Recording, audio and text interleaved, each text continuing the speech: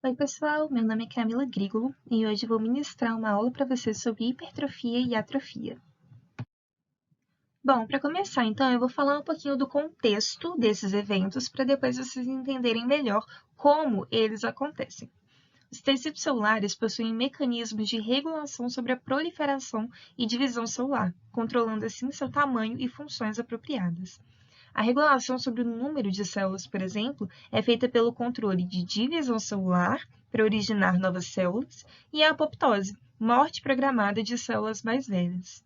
Alguns tipos de desregulação podem acontecer, como alterações no volume celular, na proliferação celular, na diferenciação celular ou até uma combinação de diferentes formas de alteração.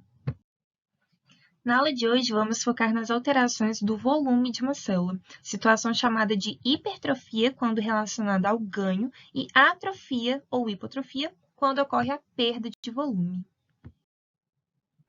A hipertrofia é o aumento do volume celular pela síntese e incorporação de novos componentes estruturais intracelulares e consequente aumento de suas funções. Devido a esse aumento, o tecido e o órgão afetados também crescem em tamanho.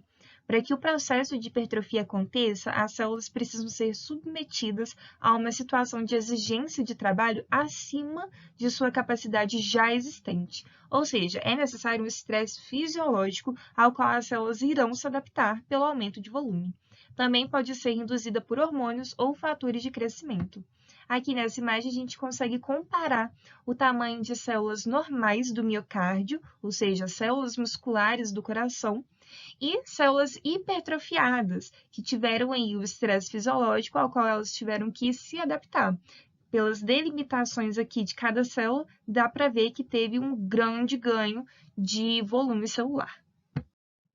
Além disso, a hipertrofia também é reversível. Na ausência do estímulo, as células retornam ao seu volume original.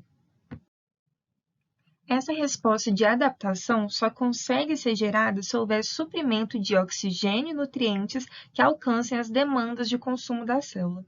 Além disso, a integridade das organelas e processos enzimáticos também influenciam no processo, sendo que aquelas que estiverem lesadas perdem grande parte do potencial de se hipertrofiar. O mesmo vale para células com atividade dependente de estímulo nervoso. Caso a inervação esteja comprometida, a hipertrofia será dificultada.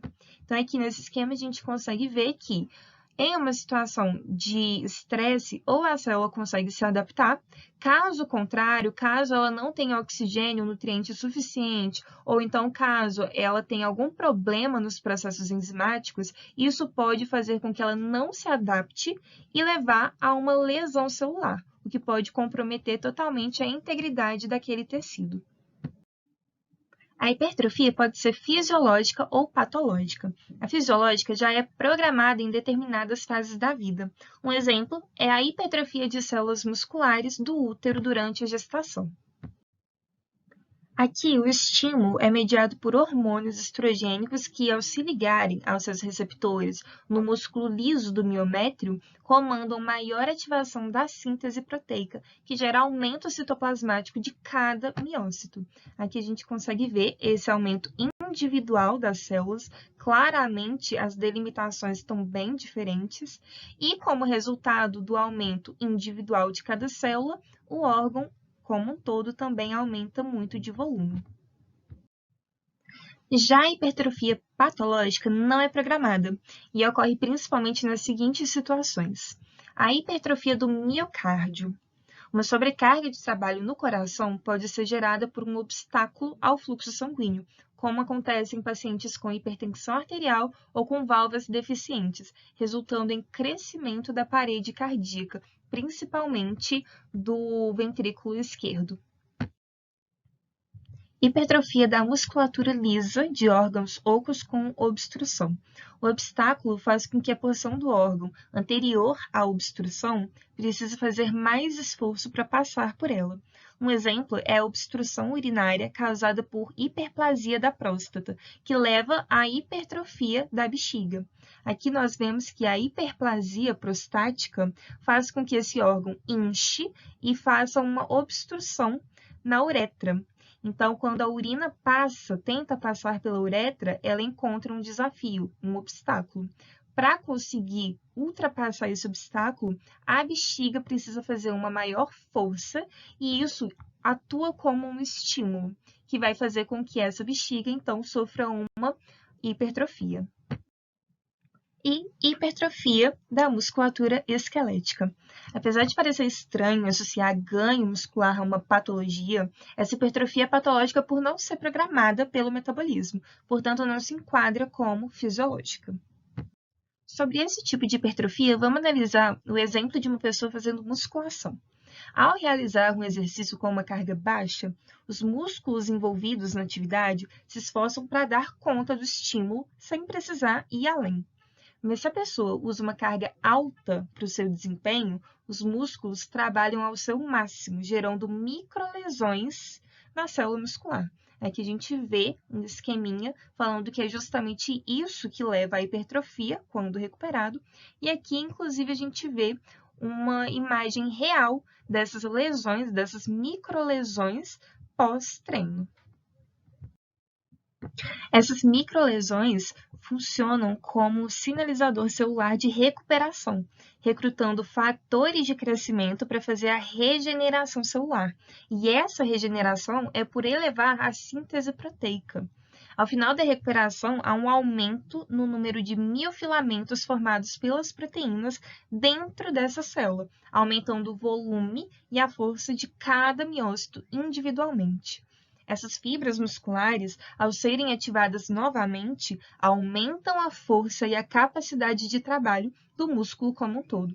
Por isso, se essa pessoa, depois de um tempo, continuar praticando, terá força o suficiente para trabalhar com essa carga sem exigir o esforço máximo de seus músculos. Mas se ela quiser continuar no processo de hipertrofia, será preciso aumentar novamente a carga para que o processo ocorra mais uma vez. Para analisar a patogenia da hipertrofia, vamos usar a hipertrofia cardíaca como exemplo. Sensores mecânicos, como a ação do estiramento sobre a célula, são ativados e induzem a produção de fatores de crescimento, como TGF-beta e IGF-1, e de agentes vasoativos, como a angiotensina. A ação desses três elementos sobre a célula ativa vias de transdução de sinais. Na hipertrofia fisiológica, essa é a via fosfoinositidil 3-sinase. E na hipertrofia patológica, é a via de sinalização em cascata da proteína G ligada a receptores. Essas vias ativam fatores de transcrição, como o GATA4, que induzem o aumento na síntese de proteínas musculares responsáveis pela hipertrofia. No caso específico do coração, a hipertrofia cardíaca possui um limite no qual não consegue mais compensar a demanda de esforço. Nisso, as fibras miocárdicas regridem, podendo até levar à morte celular, e isso resulta em insuficiência cardíaca. Já a atrofia ou hipotrofia é a redução das estruturas intracelulares e suas funções, o que leva à diminuição do volume celular e dos tecidos e órgãos atingidos.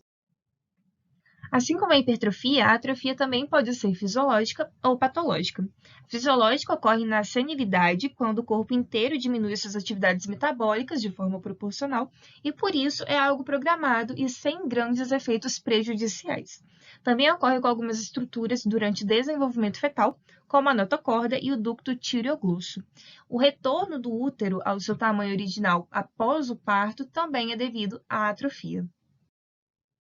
Já a patológica pode ser por inanição, ou seja, deficiência nutricional, que ocorre principalmente quando há depressão muscular para gerar energia no corpo, quando carboidratos e lipídios não são suficientes. Desuso, principalmente no caso de músculos esqueléticos imobilizados ou quando há redução na carga de trabalho. Compressão, como na expansão de tumores que comprimem demais tecidos. Obstrução vascular, ou seja, isquemia, comprometendo o suprimento de oxigênio e nutrientes que deveriam chegar naquele tecido. Toxinas que comprometem a geração de energia das células. Baixa produção hormonal, comprometimento da inervação e inflamação crônica. O mecanismo de ação da atrofia é o mesmo para todas as situações. Basicamente, ocorre diminuição da síntese proteica e aumento da degradação de proteínas intracelulares. O estímulo para a atrofia, como deficiência de nutrientes ou falta de uso, faz com que proteínas sejam marcadas para degradação nos proteossomos. Esse sistema de proteólise é chamado de sistema ubiquitina-proteassomos.